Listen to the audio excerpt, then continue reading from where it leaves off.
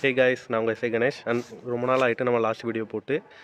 இப்போ இந்த வீடியோவில் உங்களுக்கு ரொம்பவே ஒரு இன்ட்ரெஸ்டிங்கான ஃபேக்ட் உங்கள் கூட ஷேர் பண்ணணும்னு தோணுச்சு. ஏன்னா இன்ஃபேக்ட் எனக்கே இப்போ தான் இது தெரிய வந்துச்சு. மோஸ்ட்லி உங்களுக்குமே நிறைய பேருக்கு இது வரைக்கும் இது தெரிஞ்சிருக்காமல் இருக்கும். ஏன்னா ஃபீல்டில் இருக்குதுல்ல, லைக் நீங்கள் இப்போ ஆர்பிஎஃப் கான்ஸ்டபிள் நிறைய பேர் எழுதிருக்கிறீங்க, எஸ்ஐ எழுதிருக்கிறீங்க.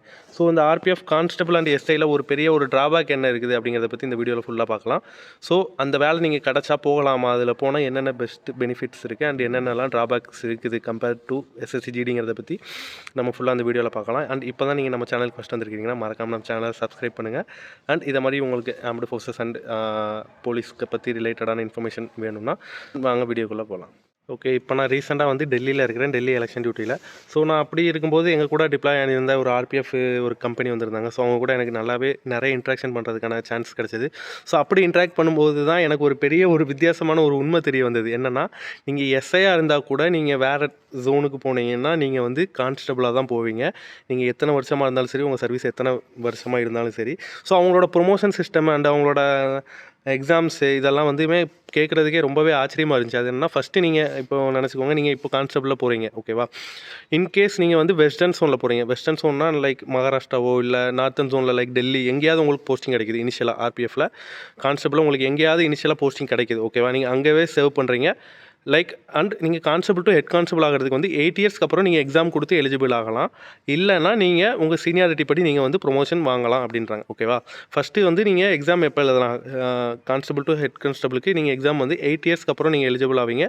ஸோ அதுக்கப்புறம் நீங்கள் எக்ஸாம்ஸ் கொடுக்கலாம். அதுக்கப்புறம் நீங்கள் இல்லைனா நான் எக்ஸாம்ஸ் கொடுக்க விரும்பலைன்னா நீங்கள் பை சீனியாரிட்டி படி உங்களுக்கு ப்ரொமோஷன் கிடைக்கும். அந்த சீனியாரிட்டி எப்படின்னா, நம்ம இப்போ சிஆர்பிஎஃப்ல இருக்கட்டும் இல்லை சிஏபிஎஃப்ல எல்லாத்துலேயுமே ஆல் ஓவர் இந்தியா சீனியாரிட்டி தான் இருக்கும், ஓகேவா. இப்போ நான் 22ல் நான் ட்ரைனிங் பண்ணியிருக்கிறேன். என்னோட பேட்சில் 22ல் ட்ரைனிங் பண்ணவன் எங்கே இருந்தாலும் அவனுக்கு எனக்குமே சீனியாரிட்டி பேசிஸில் பார்த்தீங்கன்னா ஒரே சீனியாரிட்டி தான் கிடைக்கும், ஓகேவா. ஸோ பட் இங்கே என்னென்னா, ஆர்பிஎஃப்ல என்ன மாதிரி ப்ரொமோஷன் சிஸ்டம் இருக்குதுன்னா, யூனிட் வைஸ் ப்ரொமோஷன் சிஸ்டம். இப்போ நான் இருக்கிறேன், இப்போ நீங்கள் அசியூம் பண்ணுங்கள், நான் சென்னையில் இருக்கிறேன், ஓகேவா. சென்னையில் உள்ள யூனிட்டில் டோட்டல் ஒரு 150 பேர் இருக்கிறாங்க, ஓகேவா. அந்த 150 பேரில் 2010 ஜாயின் பண்ணவங்க, 11 ஜாயின் பண்ணவங்க, 12 ஜாயின் பண்ணவங்க இருப்பாங்க.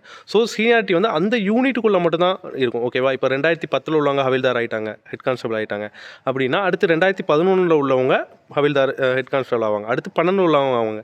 பட் நம்ம சிஏபிஎஃப்ல உள்ள நாம்ஸ் படி பார்த்தீங்கன்னா, நீங்கள் 2010 ஆல் ஓவர் 2010 யாரெல்லாம் ஜாயின் பண்ணாங்களோ அவங்கெல்லாம் ஹவில்தார் ஹெட் கான்ஸ்டபிள் ஆனதுக்கப்புறம் மட்டும்தான் 2011 பேஜ் வரும். ஸோ ஃபர்ஸ்ட் ஆஃப் ஆல் இதில் பார்த்தீங்கன்னா all over India promotion list கிடையாது, கிரேடேஷன் லிஸ்ட் கிடையாது. இதுக்கு யூனிட் பேஸ்டு கிரேடேஷன் லிஸ்ட். இப்போ சென்னையில் ஜோனில் இருக்கிறீங்கன்னா, இங்கே சென்னையில் உள்ள உங்கள் யூனிட்டுக்குள்ளேயே நீங்கள் சீனியாரிட்டி லைக் நம்ம ஸ்கூல்ஸில் கிளாஸஸில் ரேங்க்ஸ் இருக்கும் பார்த்தீங்களா. ஓகே, இப்போ நான் 60 பேரில் இருக்கிறேன்னா 60 பேரில் நான் 1வது ரேங்க் 2வது ரேங்க். ஸோ அந்த மாதிரி உள்ள சீனியாரிட்டி தான் இது. இப்போ அந்த யூனிட்டில் 60 பேர் இருக்கிறாங்கன்னா, இப்போ 2 பேர் ஹெட் கான்ஸ்டபிள் ஆகிட்டாங்கன்னா அடுத்து 3வது ஆள் ஆவாங்க. ஸோ அப்படி ஆகி தான் 60வது இடத்துல இருக்கிறவங்க ஹெட் கான்ஸ்டபிளாக ஆக முடியும். ஸோ ஓகேவா, இதுதான் first unit based seniority. Okay, second ஒரு ரொம்ப இன்ட்ரெஸ்டிங்கான ஃபேக்டர் என்னென்னா, இப்போ நான் கான்ஸ்டபிள் ஆகிறேன், நான் இன்கேஸ் ஒரே யூனிட்டில் இருக்கிறேன். இப்போ எனக்கு டெல்லி கிடச்சிருக்கு, நான் டெல்லியிலே இருக்கிறேன். டெல்லியில் 20 வருஷம் 30 வருஷம் கழித்து நான் ஒரு வேளை எஸ்ஐ ஆகிறேன் அந்த யூனிட் பேஸ்டு ப்ரொமோஷனில். இன்கேஸ் இப்போ நீங்கள் உங்களுக்கு சவுத் ஜோன் வரணும்னு ஆசைப்பட்டீங்க, ஜோன் சேஞ்ச் பண்ணணும்னு ஆசைப்பட்டீங்கன்னா, நீங்கள் எஸ்ஐயாக இருக்கிற டெல்லியில் எஸ்ஐயாக இருக்கிற நீங்கள் திருப்பி சென்னை வரும்போது நீங்கள் கான்ஸ்டபிளாக தான் வரணும். எஸ், இது கொஞ்சம் உங்களுக்கு புரியறதுக்கு கொஞ்சம் காம்ப்ளிகேட்டடாக இருக்கும். எனக்குமே இது இனிஷியலாக ரொம்ப டவுட்டாக தான் இருந்துச்சு. நான் ஒரு 2-3 பேர்ட்ட கன்ஃபார்ம் பண்ணேன். ஃபஸ்ட்டு ஒரு கான்ஸ்டபிள்கிட்ட பேசிட்டு இருந்தேன், அப்புறம் ஒரு எஸ்ஐட்டே போய் கேட்டேன். இன்கேஸ் அப்படி ஒரு ஏஎஸ்ஐ கான்ஸ்டபிளாகவும் இப்போ திருப்பி அவங்களோட ஜோனுக்கு போயிருக்கிறாங்க. எனக்கு ஹோம் ஜோனில் வாங்கணும்னு நிறைய பேருக்கு ஆசை இருக்கும். ஏன்னா ஹோம் ஜோனில் இப்போ ஒன்ஸ் அவங்க போயிட்டாங்கன்னா அவங்க லாஸ்ட் வரைக்கும் ஹோம் ஜோன்லேயே இருக்கலாம். இப்போ நீங்கள் சென்னை கிடச்சது, இனிஷியலாக உங்களுக்கு சென்னை கிடச்சதுன்னா நீங்கள் டில் 60 இயர்ஸ் வரைக்கும் நீங்கள் சென்னையிலே சர்வீஸ் பண்ணலாம். ஸோ அதுதான் இந்த ஆர்பிஎஃபோட ஒரு பெரிய ப்ளஸ்ஸு அண்ட் ஒரு மைனஸும் கூட. ஏன்னா நீங்கள் வேறு இடத்துக்கு போகிறீங்கன்னா, நீங்கள் என்ன ரேங்க்கில் நீங்கள் இண்டக்ட் ஆகிறீங்களோ, ஒரு ரேங்க் டவுன் பண்ண மாட்டாங்க, என்ன ரேங்க்கில் நீங்கள் இண்டக்ட் ஆகிறீங்களோ. இப்போ எஸ்ஐயாக இருந்தீங்கன்னா உங்களை ஏஎஸ்ஐயாக மாற்றி அனுப்புனா கூட ஓகே, அப்படி அனுப்ப மாட்டாங்க. நீங்கள் என்ன ரேங்க்கில் இண்டக்ட் ஆனீங்களோ, கான்ஸ்டபிளில் இண்டக்ட் ஆனீங்களோ, உங்களை திருப்பி கான்ஸ்டபிளோட ரேங்க்கில் கொடுத்து உங்களை அந்த யூனிட்டுக்கு அனுப்புவாங்க. ஸோ அதுக்கப்புறம் அங்கே உள்ள யூனிட்டில் உங்களுக்கு ப்ரொமோஷன் எப்படி எந்த லெவலேருந்து ஸ்டார்ட் ஆகும்னா, ஸோ நீங்கள் இப்போ 2010 உள்ள கான்ஸ்டபிளாக இருக்கிறீங்க, 2010 இருந்து நீங்கள் எஸ்ஐயாக இருக்கிறீங்க.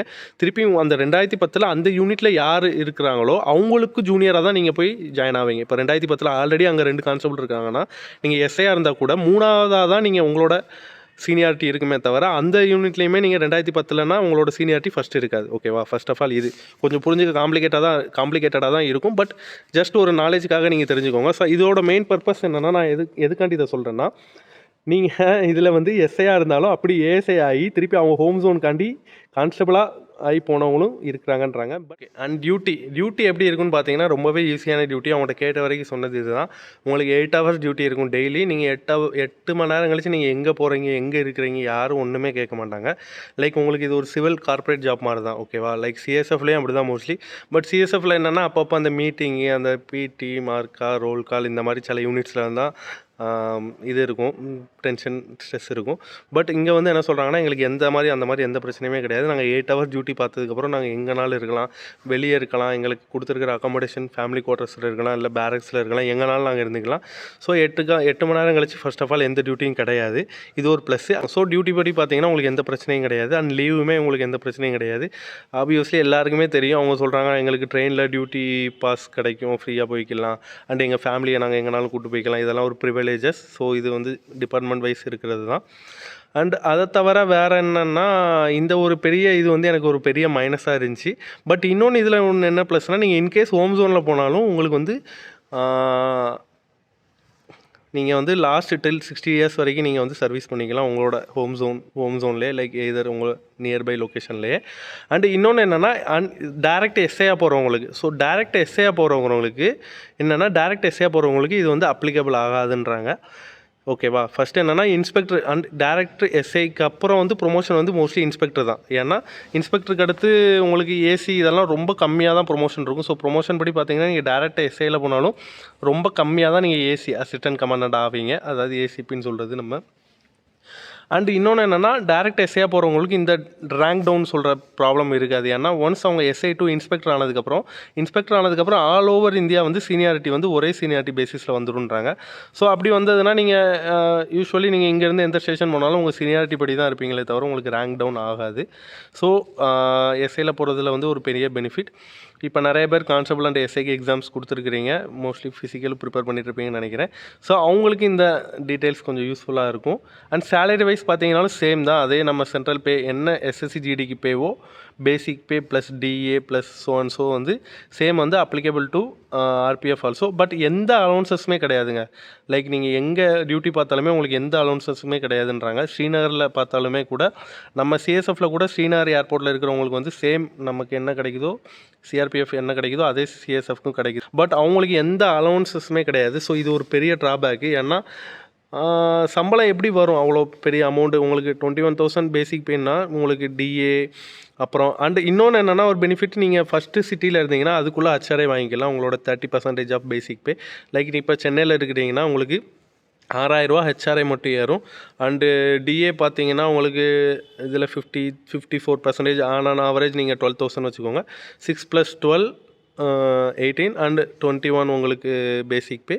அரௌண்ட் 40 வரைக்கும் உங்களுக்கு வித்தவுட் டிடக்ஷனில் கிராஸ் பே. அண்ட் இதை தவிர வேறு ஏதாவது பே இது இருந்தால் ஒரு சேலரி ஸ்லிப் காமிக்கிறேன்னு சொன்னார். பட் அன்ஃபார்ச்சுனேட்லி அவருக்கு ஓப்பன் ஆகலை. ஸோ இதுக்கடுத்து நான் உங்களுக்கு சேலரி ஸ்லிப் கிடச்சாலும் ப்ராப்பராக ஃபுல்லான வீடியோ அதை பற்றி போடுறேன்.